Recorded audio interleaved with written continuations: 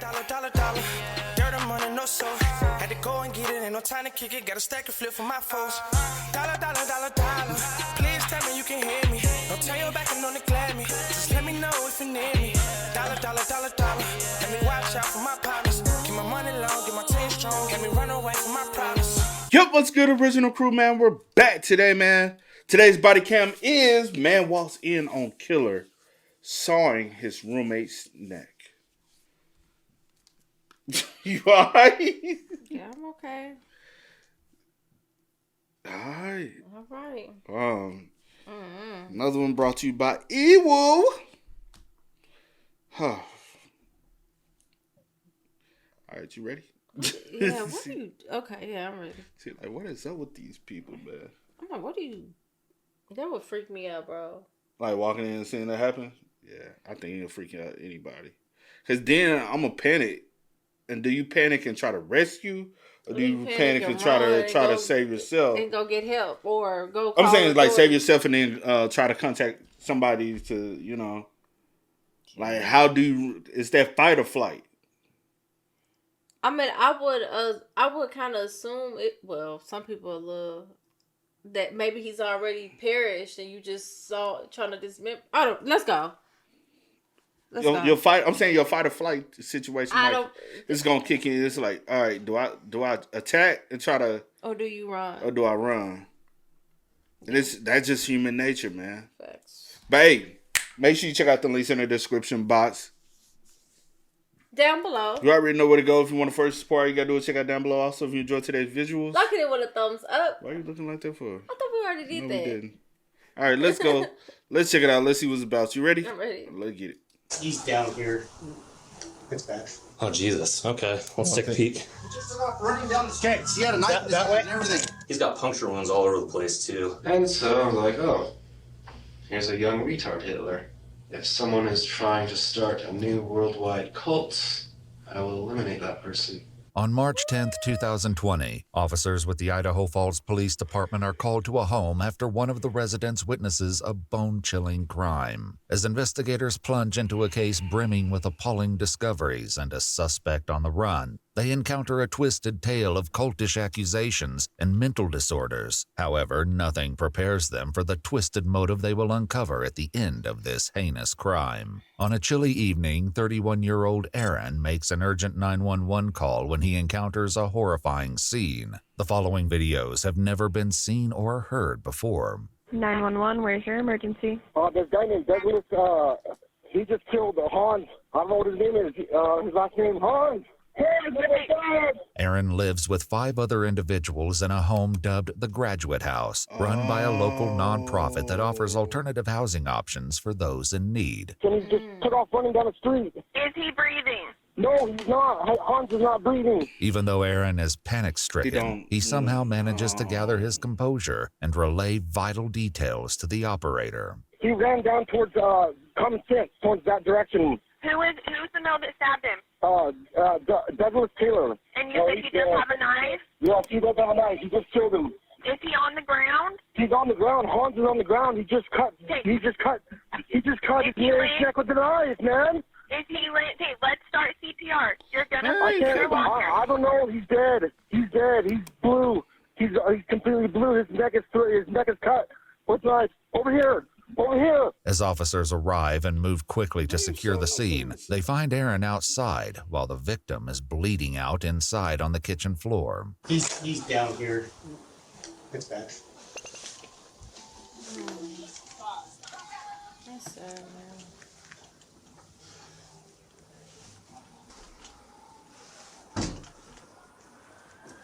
Nine zero. Myself and 1-7 are clearing the house. Good. Ready?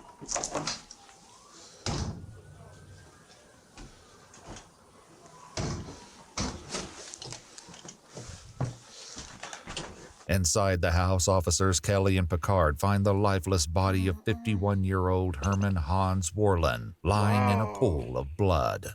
We got a back door. 51, bro. Okay, just hang out here. So it's common sense. He had a knife in his hand and everything. So who's the guy? Do you know the guy? Yeah, Ben. Talk to me. Here, just talk to me, man. Douglas Taylor just killed Hans. The dude, he cut his throat with a knife. I need you to stick with me, man. If we're gonna find this guy. Who is he? His name is Douglas Taylor. He has brown hair. It goes over his eyes, and he's wearing a brown jacket and a brown pants with brown boots. He ran off towards common sense with a knife. Okay. I woke up. I was asleep. I heard him fighting. He goes, "No, stop, please, please." And that's all I heard. And I came upstairs and he was laying on the floor with blood all over him. Okay. Connor. Where's he at, Karen? He's right here, but hey, wait, come this way. Come this way, Connor. This way. This way. Hey, do you want me to get the bathroom right here? Just hold on. Hey, go grab the airway bag. Okay. Oh Jesus. Okay, let's take a peek. Okay. Just try not to touch it. All other fire units incoming can slow down. Even though all hope appears to be lost for the victim, Hans, paramedics continue to check on him. Watch where you stop, please. Okay. You step right back out then. So, he's right there. Let's just clear this real quick. I'll pie this room on the left. If you want to hold it forward, Karen. Looks like it's a bathroom. There's a shower curtain. I'm gonna go in. Okay, shower's behind the door, so I can't see. Clear. Back upstairs, paramedics huddle over the victim to document the injuries. Hey, Maddie. Yeah. I'm going to bring her witness. We're trying to get a 4-lead here. Harkins wants a 4-lead ran, so. What's that? Harkins just wants a 4-lead ran. Okay. So just so. He's got puncture wounds all over the place, too. Does he? Yeah.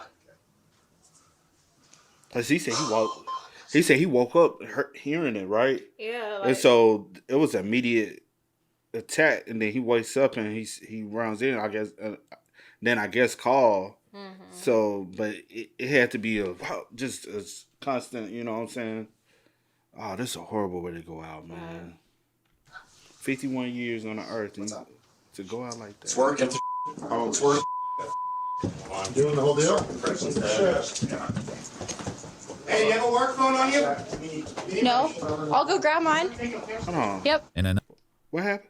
unexpected twist, Hans Worlin, the victim everyone thought was dead, has a pulse. Oh my As God. officers hurry to photograph the crime scene, paramedics act swiftly in a desperate effort to save the victim's life. You're not start taking pictures quick, either. Because I said it just happened. He ain't completely gone. Because immediately when he woke up, because he woke up, heard them fighting and tussling, and he runs in, he sees him actively stabbing him, and the dude, I guess out of shock, took off. Yeah, no. Yeah, it definitely just happened. I'm just like vital seconds have went by. That's all I'm like. Oh, okay. That's all I'm.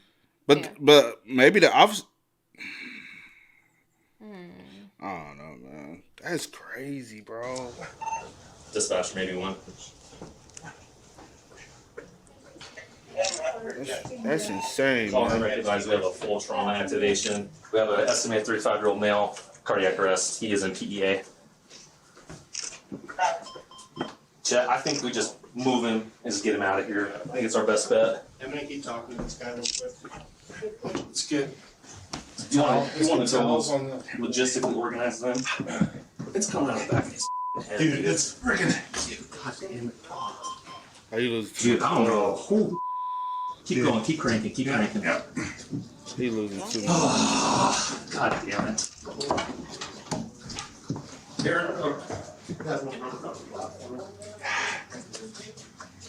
I'm gonna sketch my Jeff. In order to save precious seconds, paramedics improvise their plans to get Hans into the ambulance as quickly as possible. The house, Well, everything we don't is have to so worry about tight. Tom Baker's Four sons. ways tight. Ooh, it's a horrible living condition for so many people. Okay, we're all set. Check out, see this back to the side of his neck. It's pumping blood out, bud. Pumping it.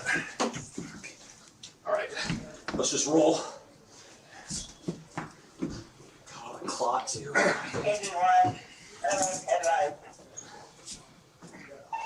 Pull that arm. That arm. Let's get it squared on a little bit. What changed? He's got a rhythm or what? Yeah, he's in PDA, dude. Okay. Boys, you ready? Yep. It's gonna drag. Yep. His legs, you got enough stuff. Get him up. All right. Watch those hands. I know, I'm trying to get a clock in the shape.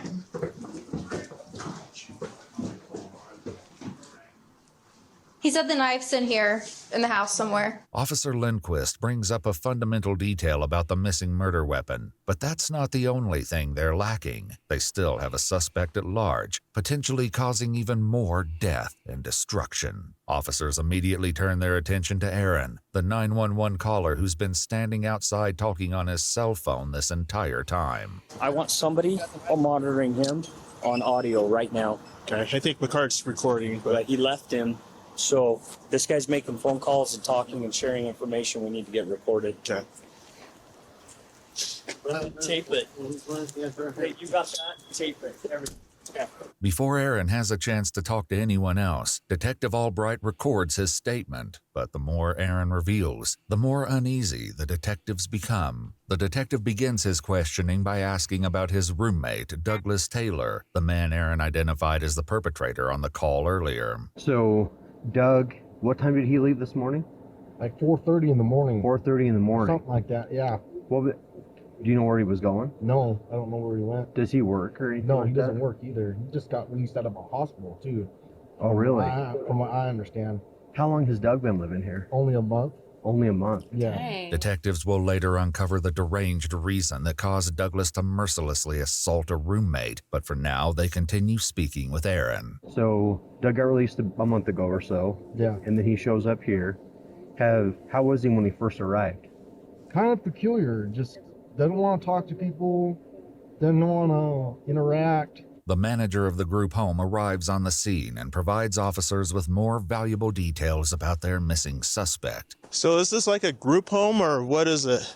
Yes, we own three of them. We got Andre's house, we got the lady's house, and this is our graduate house. Okay. Most of the guys here had come through. We actually allowed Douglas to come straight from Blackfoot South to come in here. He was supposed to be all right. He was attending counseling at RHS, and I was by here 3 times yesterday, and I didn't see nothing different in the kid. I talked to him, and all of a sudden, and Hunts never did anything to anybody. Right. I mean, that kid was just as docile as he wanted to be, man. Blackfoot South is a state hospital specializing in mental health located approximately 30 miles south of Idaho Falls. While the reasons for Douglas's treatment remain unknown, it gave an insight into his possible mental health concerns. Had he been normal kind of before that, for like the first 2 weeks he was here? No, not really. It's kind of like strange, off to himself, talks to himself. So he's been talking to himself ever since he got here? Yeah, ever since he got here. But he started laughing to himself recently. Oh, just in the last 3 days? Like Yeah, just in the last 3 days, yeah. Do you know if you overheard what he says? Sound like he had a relapse. Talking to himself, laughing to himself. Oh yeah, it's a state hospital, so it's not gonna have any photos besides like the outside, you know. Child, that would have scared the crap out of me talking and laughing.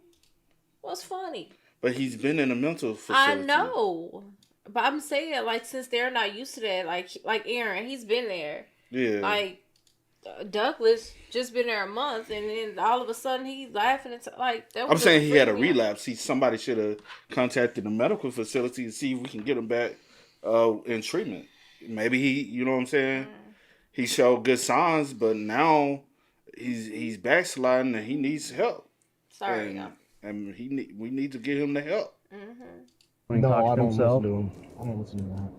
What about when he's laughing? Does he say anything specifically? No, he just mutters stuff that you can't hear. What Aaron recounts next will leave no doubt as to the manic brutality of the events. That's when I heard them scuffling or fighting upstairs, and I ran upstairs. And when I ran upstairs, that's when I seen Douglas Taylor with a knife sawing on Hans's neck. The distance between the top of the basement stairs to the site of the stabbing is less than 20 feet. The The fact that Aaron witnessed the ruthless attack from such close proximity suggests that he was lucky to escape with his life. Oh, he looked at you? Yeah, he looked at me. Did he say anything? No, he didn't say anything. Was he still holding the knife? Yes. Or did he make any motions towards you or anything? No, he didn't make any motions or any threatening behavior. I would have fought it back, man, if I would known. So Hans was on all fours, on his knees, and with his hands on the ground. And he said, "No, stop, please." I heard him say, "No, stop, please." The crime scene photographs the officers raced to document earlier offer frightening proof of Aaron's detailed account. Remember what kind of a knife it was? It looked like a kitchen knife. Like a kitchen knife? I'm not sure, but they found that there's a red knife laying on the floor in there in the living room. That might be the knife. I'm not sure. But it looked like a kitchen knife that it had with a brown handle on it. You remember if it had a serrated edge? Or yes, it had a serrated sawed edge. Oh, that makes sense, because you used that phrase, he was sawing at his head. Yes. Around his neck.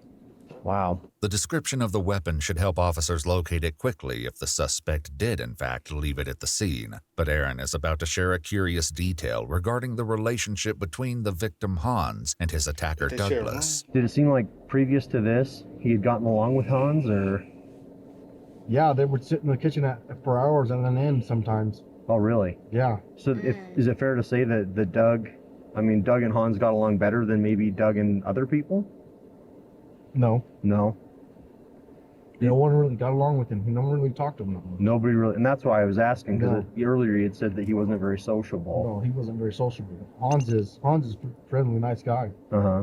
But Douglas is not. As Aaron's interview comes to an end, officers are still left wondering about the motive behind the assault and the location of the missing perpetrator. Through all of this, Hans' life still hangs in the balance. Oh, wait. Hey. Little radio. Back here, somebody at the left. Here. Man, y'all ain't have to show all this. Down there. We'll also need to drive it through the ladder truck. When we get that top off, let's work on vascular access. Where's that other? Hang on. As paramedics proceed to provide Hans with preliminary treatment, they're unprepared to witness the scope of the numerous wounds that will be revealed later. All right, good lung sound. Good lung sound. Nice. There we go, boys. There we go, boys. Just hold on to that spot. Dude, I can't believe you had a rhythm. I cannot believe you had a rhythm. It just happened, dude. It's hard for real. Is the bagging still going okay? Yeah. Outstanding. Yeah. Okay, everyone, slow and methodical on the way in, okay? Cut that off. Yep. You shut down. Everyone slow and easy on the way out. With the suspect at large and a grievously injured victim, it seems that the dispatch staff has only added more pressure on the officers. He coded, right? They got a pulse back or something. If he goes, collect all of his clothing. Okay. Were you listening to the radio? It came out as like suicide. Dude, she wouldn't spit it out. I know. So she I was sitting there getting pissed off, like I was cursing. Well, she dispatched 3, so already I'm like, oh, this is gonna be good, right? Yeah. And then it just her dispatching like, oh, it's terrible. Lift up.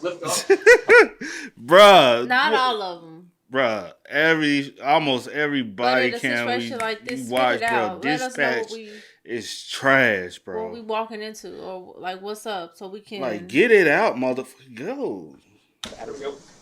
It's bad. I think he looked gone when I entered. Boys. I don't know. Watch out for seatbelts. Okay, you guys want to get him turned over, or whatever doctor is taking him. Is it you, Roseburg? Okay. Good to go. He's got his left carotid. His trach has been cut. He's got multiple superficial stab wounds. We worked him because he's PEA on. We're gonna need it. Make sure that one on the left line quick on there. I'll let you. Do you have a Sharpie? I can get one. Yeah, why don't we do that so I can start marking stuff? Amid the hectic scene in the trauma room, doctors need critical information, but Officer Lindquist is about to have another breakdown in communication with the dispatch operator. When did this come in? Dispatch, can I get the time of the call for the stabbing? They'll tell me it's like 2-2. Can I get time of call for the hospital? You mean the time that you were on scene there, or the time that we notified him of the call? The time the call came out. Are you on main? Yes.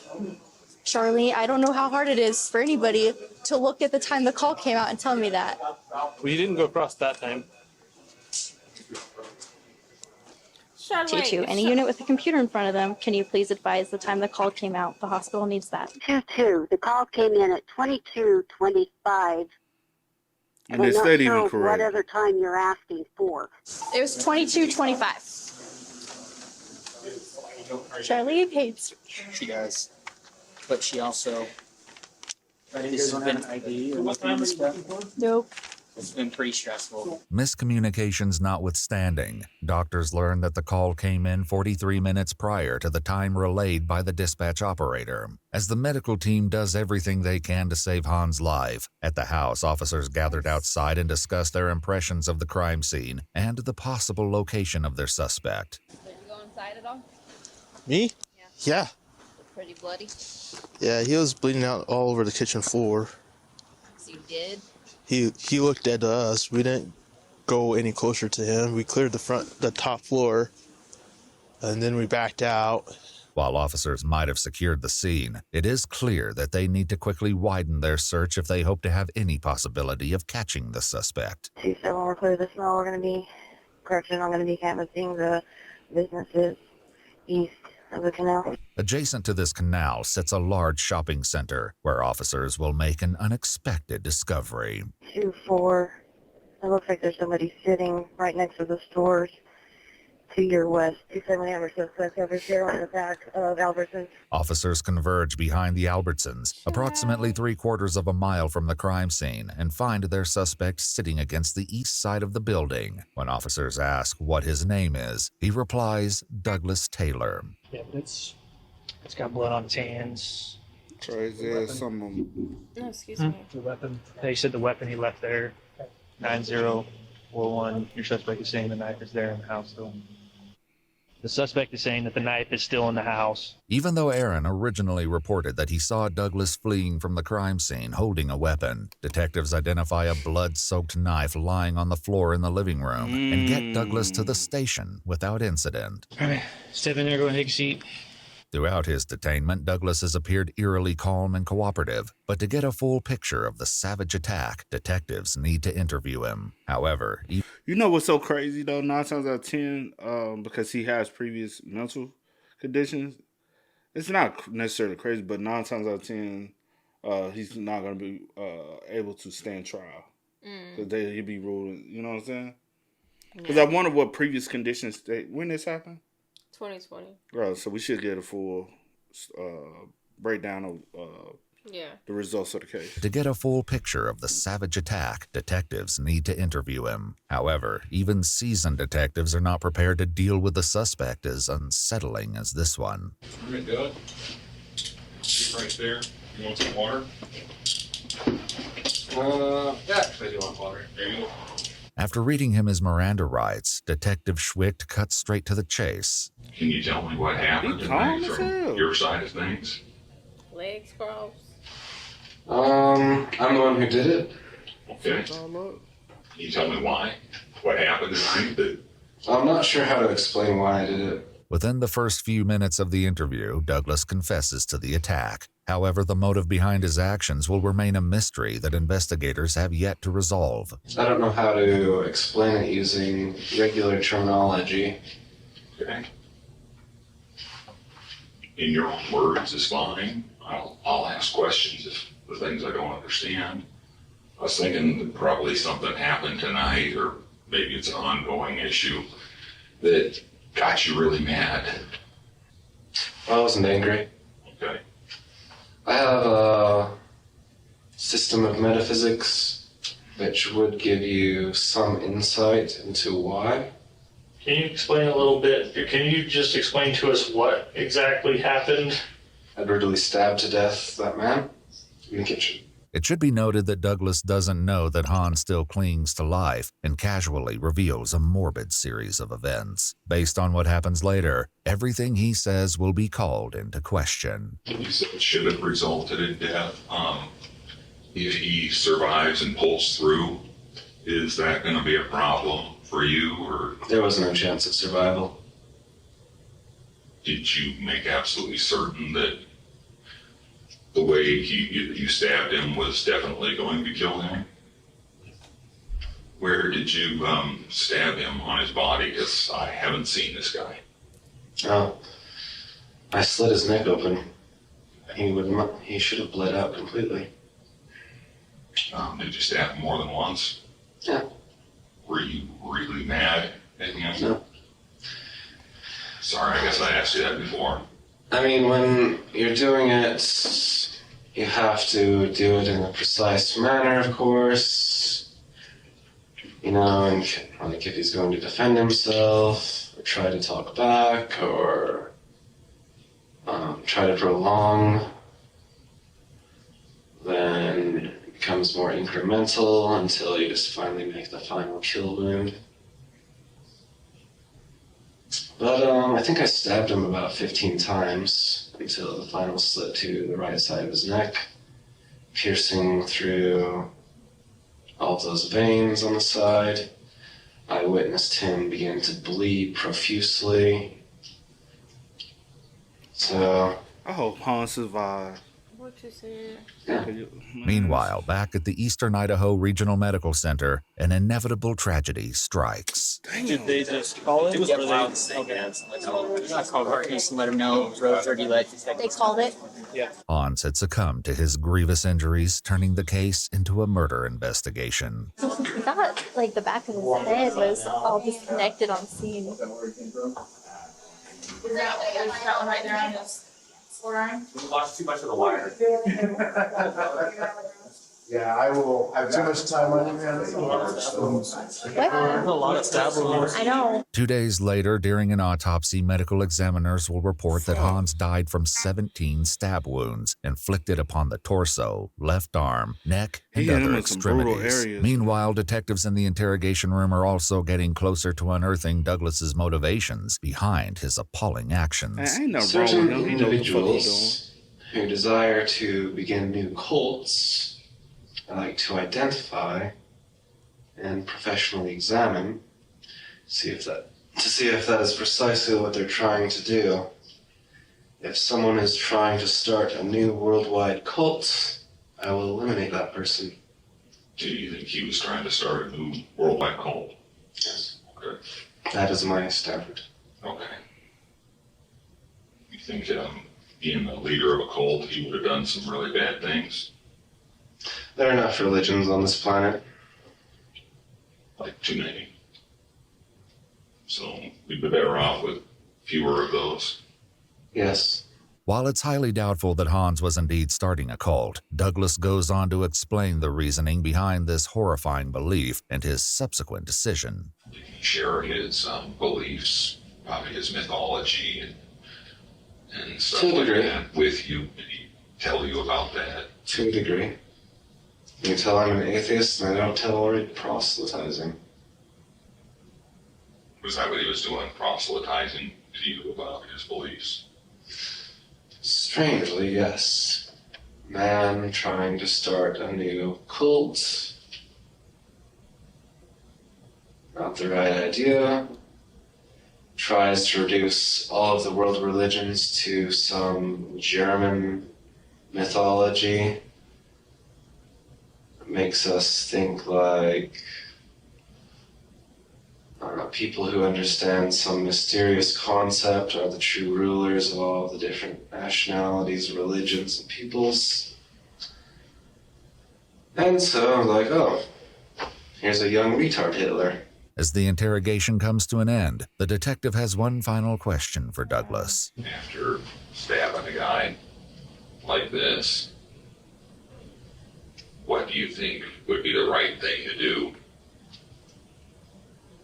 with you? What do you think the police, the law, the judges, all these people who sit and make decisions about all this, what do you think is the right and appropriate thing to do? Not sure.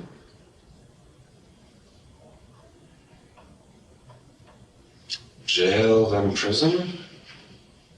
Do you think that's the right thing for you? Yeah. But if the detectives thought that this would be the last they'd hear of the man, they were in for a shocker. On October 12, 2021, over a year and a half after the incident, Detective Schwicht received a handwritten letter from Douglas while he awaited trial. In the letter, Douglas claimed that he didn't kill Hans and alleged that his old roommate Aaron is the one who killed Hans. Douglas reports that he heard a sound, entered the house, and saw Hans on the floor in his blood. What he started to do is research his own damn case, right? In reality, is sitting in. And his lawyer is going over everything with him. And he's telling him, hey, we got an eyewitness that identified you and all this. And well, so, when they found you had blood on your hands. Shut up. And I'm pretty sure the murder weapon got your fingerprints on it. I low-key knew he was going to pull that shit, though. He then went back outside where he alleged that Aaron threatened him and gave him a jacket with some blood on it. After being supposedly traumatized by the events, Douglas claimed to have agreed to take the blame and made a false confession later. When Detective Schwicht interviewed Aaron, he found him to be completely innocent, with no involvement in the crime whatsoever. Not long after his arrest, Douglas Taylor entered into the Idaho Security Medical Program, but on October 13, 2020, after almost 4 months in the program, doctors declared him fit to stand trial. And that's the reason why his bitch ass tried to roll that. He thought he was going to get the medical, like, because he's been in an insane asylum. Well, not a state hospital for a mental facility. My bad. So he thought he was going to be able to use that as an excuse. But now, since being in a facility, they have ruled you to fit trial. Now you like, damn, that didn't work out. Because he premeditated all of this. Honestly, he probably looked at Han as the most vulnerable one out of everybody to commit this crime against. It ain't because he felt Hans was starting a cult or anything. He probably had hatred towards Hans. Or you never know what's in him. You never know. But he tried to use that as he tried to use this as an excuse, though. Is that not trifling? Beyond. Bro, what? So many levels. I'm glad they say you was fit to stand trial, man. Then on December 15th, 2021, Douglas Taylor pled guilty to murder in the first degree and was sentenced to 27 years to life on February 14th, 2022. Douglas is currently incarcerated at the Idaho State Penitentiary. He can still do life. Hopefully they continue to deny his parole. His parole. When he go after 27 years, he can go for parole. I was like, what is it? But I don't see him showing no remorse for it, so he'll probably end up doing the whole time. Rest in peace. Rest in peace for Hans, man. I was hoping Hans pulled through, Mr. Herman. I was hoping Hans pulled through, man. Damn. Hey, man, y'all spam us up in the comments. Y'all let us know how y'all feel about it for us in the comment section down below, man. But until next time, y'all know how it go, man. I do go by the name DJ New Kid. This is Sierra Nicole. We are. Kid and C. We out. Please tell me you can hear me. Don't turn your back and don't neglect me. Just let me know if you need me. Dollar. Let me watch out for my partners. Keep my money long, get my team strong. Let me run away from my